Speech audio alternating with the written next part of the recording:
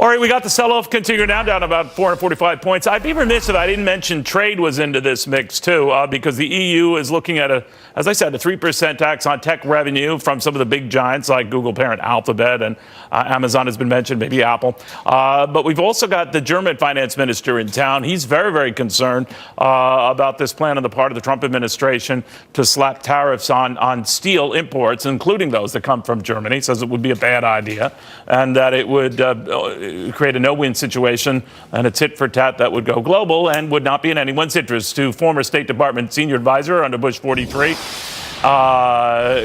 Whiton. Christian, good to have you. How big is this trade thing going to be, you think? I mean, obviously a number of Republicans have advised the president, be careful what you start because it can obviously not stop. What do you think's happening here?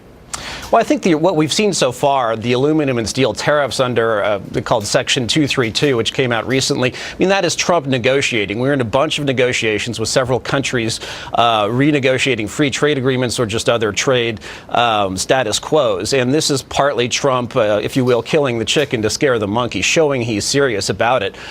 More significantly, perhaps, than the 232 steel and aluminum tariffs will come next week. China, which is being investigated for systematically stealing U.S. intellectual property, it's a separate investigation known as Section 301, will almost certainly find China in violation. And the question really is just how big the tariffs are going to be that are placed on China. You know, you mentioned China, and obviously, given the fact that Xi Jinping now is going to be ruler for life, it sounds, and Vladimir Putin's just been renewed for another 6 years.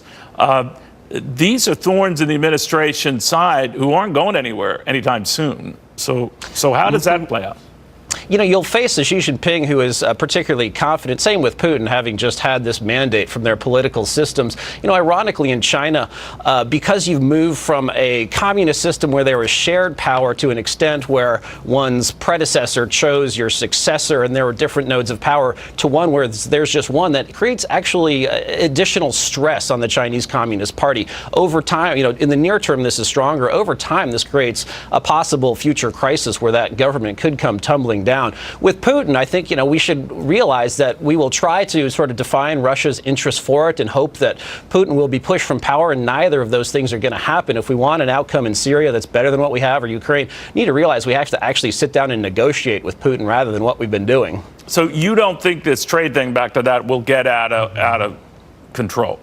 I think there's a big change coming with China. I think the 232 stuff, what we've seen, and before that, the 201 stuff that affected washing machines and some other categories are minor. There'll be more and more exemptions as time goes by. They'll expire. There'll be a WTO case. But the 301 stuff, which is, I think, a decision to move our trade, the focus of our trade, inexplicably, has been focused on our chief adversary in the world, China. And I think this administration, especially with the talk of an Indo-Pacific strategy, that's sort of a code word for surrounding China or moving away from a focus on China, I think you'll see some real sanctions and some real disincentives to U.S. companies doing business and entering joint ventures in China.